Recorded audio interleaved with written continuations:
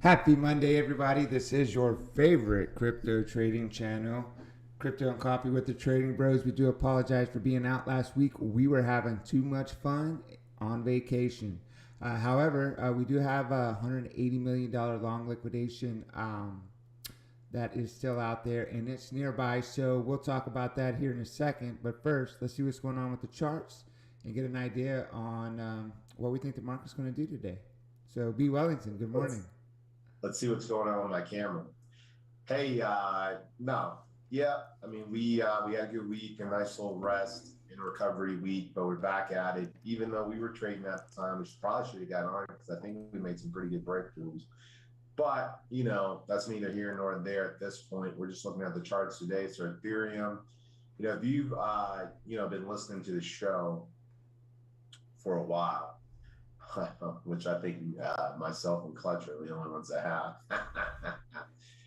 When we were talking about this death cross that was coming up, we said that there was a chance that they would come up because of the amount of shorts that were coming on board to take out those shorts, use as liquidity. This is on the daily as well, so this takes a little while to play out. But as you can see, we did just that. We moved back up. This death cross is starting to flatten out a little bit. But we are starting to get a little bit of resistance, relative to moving back down. So we moved back up. We have a couple big vector candles here, a lot of volume, a lot of price action change. Basically, straight up came back down for a stop hunt to the low, also attract more shorts, and then we moved back up. But as you can see, as we move back up, the volume is starting to taper off. And so unless we see some volume coming to the chart, we're probably going to anticipate at least coming back into this 50. And at that point, we're going to have to decide on whether we're moving back up and this is a continuation move, or we move back down to these areas. Normally, they come back and recover these vectors. So, there's a good chance that we come back, down into these 1100 areas and start to test. And at that point, it's whether or not we hold, which our low is going to be that 875. So we've recovered this entire wick here. We would have to then start moving back into this wick here. So if we came back down, bounced off the 50 and moved back up and start to move aggressively past this point, then I would anticipate that we would get back up into this area, which is a 2645. But if I was to be completely honest with you, I think that the macro environment is not there yet in order to support a move like this. So any move to the upside is going to probably be a false move, meaning institutions are trying to bait other traders in, not based upon, quote unquote, what the actual supply demand for Ethereum is, even though we're coming up on the merge. There's a lot of talk about that. But again, I think that's just noise in order to get people back on board. If we go to the hourly, let's see if the hourly tells us the same. As you can see, we came into this, the EU breaks, moved back up, came back down. I would anticipate that we get into the 200 EMA here on the hourly. This is what we kind of talked about with support before it broke out. So I'd anticipate that we get down into this 1589 area as well, but you still have to be careful because if it does break through, we do have vectors. And so we could, conceivably break through here. So if we broke through this 200, I kind of had a move back up and use this 200 EMA as resistance, then we could find ourselves all the way down here at that 1450 area, just because we've got some of these vectors down here as well. But it's looking to come back into this area that we had before. So we broke through it. We broke through it with some pretty good vectors. We didn't follow through. We're moving to the downside. So we're going to have to see if this area holds. If it does hold, then again, we can move back up to the upside. And if we move that back up to the upside, like I mentioned, again, to be a little bit more specific, we're looking to take out this peak, which is 1784. That would be the move to the upside. It is a Monday, so we have to be careful. We also have a bunch of earnings coming out, which we'll discuss here in a little bit. But just from looking at what I'm looking at, just from a price action standpoint, volume standpoint, I would anticipate us coming back down into this area. And then at that point, looking at how we held. If it starts chopping real heavy when we get into this area, that means it's just trying to throw traders off, and just depends on how many shorts they have trapped versus how many longs they have trapped, and what that momentum looks like. Moving that down into smaller time frames, probably going to tell the same thing. But on the 14-minute, we've already broken past the 200, so we're on this 800. So if this 800 holds, again, this is the same. This 800 is the 200 on the 1 hour. So it's kind of the same story. We're looking to get down into this area. I mean, this is a range. As you can see, it's not perfectly lined up with everything, but it lines up with kind of with the EMAs here. And so, I would anticipate some type of move to the downside here, but it could be short-lived and then move back up to the upside. Again, if you look at it, I didn't mention it, but we look at this from a pattern standpoint, we have this is the first time that it's come back down. It hasn't completed the pattern. Normally it'll come back up and test this area. If it moves up and comes back down, that means that's a trap for the shorts. Even if we get into this wick here, we'll probably come back down for any shorts, for any longs that are trapped here that get out of their position. We're probably going to move back down. We've got yesterday's high up here as well. So if we move into this area, expect some type of pullback, and then they'll decide on what the real move is. And again, this could be tomorrow by the time that happens, but at some point we're probably going to move back up into this area just to complete this M formation. And then if this M formation doesn't hold, then again, we'll move to the upside. If it does hold, doesn't look good, overall. If we look at interest, overall open interest, we're at 5.2 billion, which is more than we were at, hanging out at 3.94 billion for a while. So there is a lot of liquidity out there in the market. People are participating in this little rally. So it's just going to depend on where we're at with that. But as you can see, we've had a lot of liquidations because we had this move to the upside. All these folks, when the OI drops, and these people are either closing their positions on longs or shorts, I would anticipate that these are probably shorts that got liquidated just from some of the other data that's out there, and the OIs continue to move in that direction. So we're kind of moving to the downside, and OIs moving to the downside. So I imagine that we've got some pretty good shorts out there. If we go to the funding rate, it tells us just that we're at least from an exchange standpoint, funding standpoint, as an indicator or as a sentiment indicator, looks like there's a lot of people that are short here on this particular move. But I know that we had a lot of longs on high block, and I'll let Clutch talk about that. I won't get into that too much. If we look at, the market itself, we're about to open, it's 829. Futures are down, but they were a little further down than this, so they're kind of in the same area. But futures are down early on a Monday. Again, a lot of times when we're down early on that Monday on the futures side, by the afternoon, we've had movements to the upside. If we look at some of the news that's coming out, we do have some employment data coming out. Employment data, labor data has just been strong, man. And I think that's what, the Fed stressed in his conference last week, was that with all of the job data coming in so strong, they're even talking about, technically this isn't a recession because of the strength in the labor markets. We'll see. We do have non-farm payrolls coming out on Friday, August 5th. This is the start of a new month as well. So a lot of that should bode for some good volatility. This week, we got consumer credit on Friday, trade deficit on Thursday, PMI coming out on Wednesday, quits and whatnot, and homeowner vacancy rates, real household debt, a lot of important information coming out. But really what I'd like to look at is, Thursday, August 4th, with those initial jobless claims, continuing jobless claims, and non-farm payrolls, I think are going to be very key in determining, what the Fed's going to do in the next meeting. But the next meeting isn't for a while. So we were talking September before the next Fed meeting. And so, there's a lot of time to play with the market before we get there. We talked about earnings. And just looking at August, today, first, we got 181 earnings, August 3rd and 4th, which we're talking about some of that volatility. And we've got some big days for earnings.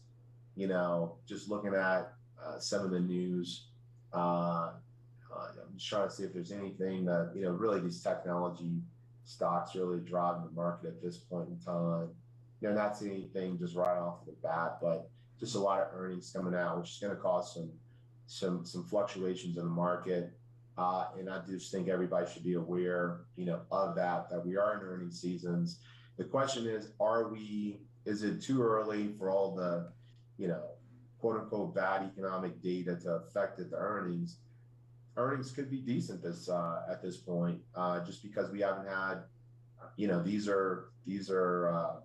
that we haven't had enough of the economic downturn. It hasn't been long enough in order to affect some of these earnings. So a lot of the bank earnings so far have been up, and things of that nature. The oil and gas, those earnings should be up. I think the technology stocks are going to take a hit. Retail is going to take a hit. And so, just be wary of the days in which we've got some major earnings on that coming out. But that's all I got on my end. Clutch, what's Let's going check on? it out. Yeah. What's going on your end, buddy? So let's do here. Oh no. There we go. Can you see it? Can you see how I bought? I can see high flop. Okay. We got a lot of long liquidation. Yeah, sure. Yeah, absolutely, we do. They're still out there. And as you can see, we're starting to work our way down there. And if you guys are paying attention to the market open, we're continuing to drop here, which is a predicted sign that we were predicting a downward turn. You can see right here, there's a lone $108 million liquidation down here at 1554, and there's a big cluster of them right here, which is totaling over $180 million right here in this range as well. We have a cumulative liquidation delta, $13 billion positive. So I do expect that we're going to see a drop here, and I do expect that we're going to probably see this drop when they get ready to come for, you can see here, $100 million. There's 1, 2, 3, 4, 5. There's $500 million sitting down here in this area that I talked about in the mid 1500s. So I do think when they get ready to come after those, they're going to come after them very quickly. So do expect that when they do make that move, that they come after them pretty quickly. And we're getting close enough into this area and this range that could actually happen today. So will it? That's what we're not 100% sure of at this time. But again, we are starting to see some downward momentum. As you can see, we had a lot of shorts show up here. So I do expect that we're gonna do a little bit of a ranging pop up just to kind of get these guys uncommitted. And then with more continuation to the downside, as you can see, we are doing a little pullback here in about 1652s where we have a bunch of orders. May not get that high, so do kind of pay attention as you're trading. Let me zoom out here so we can get an overall picture of price direction. Currently, it's 8:35 Central Standard Time. We got a lot of orders at 1630. We have a lot more orders up here at 1650 and 1600 for the immediate areas that we're trading that are very relevant at this time. We do have big volumes. There's a lot of people up here at 1720 as a session volume profile, as you can see. And there's also the chart volume profile that we're looking at right now. This is also a very crowded area. 1660 is going to be either a rejection area or a continuation, so do pay attention. 1660 right now as far as liquidity goes, and same thing down here for about 1630. Those are the two key areas that are very relevant. Again, this is 8:35 Central Standard Time, Monday morning. And if you really want to look at the big scale here, where long-term liquidity is sitting, I mean, we got a nice set of orders all the way up to about 1,800, and then we have quite a few orders down here around 1,000, and basically a big gap in between that. So it's really going to pay, like, if we're going to need to break through 1600, probably 1650 to really get some momentum to head to the downside if we're going to do that. However, we could also head to 1800. So real cautious this morning. 1630, 1660 key areas for support. Again, we do have that. We have, millions of dollars down there in the 50s area. So I do think that they're probably going to come after that. However, we also do have, me, I'm CME guy.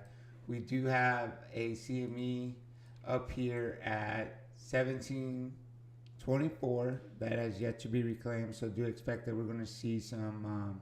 There's a good possibility that we see that price sometime later this week. So as you can see here on the chart, we do have a new lower wick, a new lower low. So that's a really good indication that we're going to see some continuation to the downside this morning. I feel like I talked a lot. No, I don't think. I think we got straight to the point on this. We haven't really had too much discussion just in general about the market. I mean, last week was a pretty exciting week. I mean, we had the pumps to the upside. I mean, the wicks were crazy.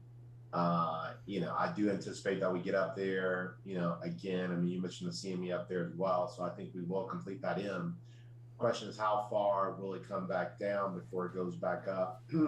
Yeah, absolutely. So, yeah, I think we're both in agreement. Book map, high block. I mean, there's a lot more liquidity to the downside, but as everybody knows, this market is highly manipulated. There's really not. I mean, the only thing I think, if you remember the last time we got into one of these big pump situations, that was when the Ukraine-Russia war was announced, and we had a huge pump. And so the only thing I'll tell you is that this Nancy Pelosi, Speaker of the House, is headed to Taiwan. China's showing some aggression. There, she's still slated to go, even though she hasn't gone there. So if those type of tensions lead to any type of declarations or anything of that sort, I mean, that event risk is fairly high for something to happen. But war stimulus, and we've talked about this for a while. War stimulus, and if she goes over there, and even though I don't anticipate China declaring war, U.S. declaring war at this point in time, but it's only just going to raise tensions, that's going to be positive. It's going to be positive for the market. And I think you get a pump out of that, just kind of based upon how that goes. But that last pump from the Russia-Ukraine conflict moved up, quickly moved back down. But we did have a nice little pump. I mean, this pump in itself, I think, is over 100% move just on ETH. So anybody that bought the bottom should be in profit-taking mode at this point in time. There's a lot of liquidity out there from these different exchanges that went bumped. So, people are going to start selling. And when that happens, price is going to react to it. It's just a matter of when. For sure. Well, guys, that's all we got for today. We'll see you next time. Same place, same time tomorrow. We will be back tomorrow. We will be back the rest of the week. 8:15 Central Standard Time. And so we'll see you guys tomorrow.